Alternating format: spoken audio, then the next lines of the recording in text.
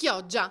Una condanna a 6 mesi di reclusione per tentato furto, sospesa con la condizionale. Protagonista della vicenda, un 45enne del posto fermato dai carabinieri mentre rubava i soldi delle slot machine in un bar di via Marco Polo.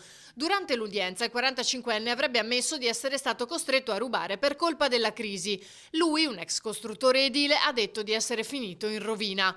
Non bastasse, era anche stato cacciato di casa e costretto dunque a pagare un altro affitto. Lido. Un 54enne ha chiamato la polizia riferendo di essere stato avvicinato da una donna straniera che insisteva per vendergli un anello all'apparenza d'oro che sosteneva di aver trovato. L'uomo, sapendo che molti truffatori usano proprio questa metodologia per raggirare le proprie vittime, non ha esitato a segnalarla.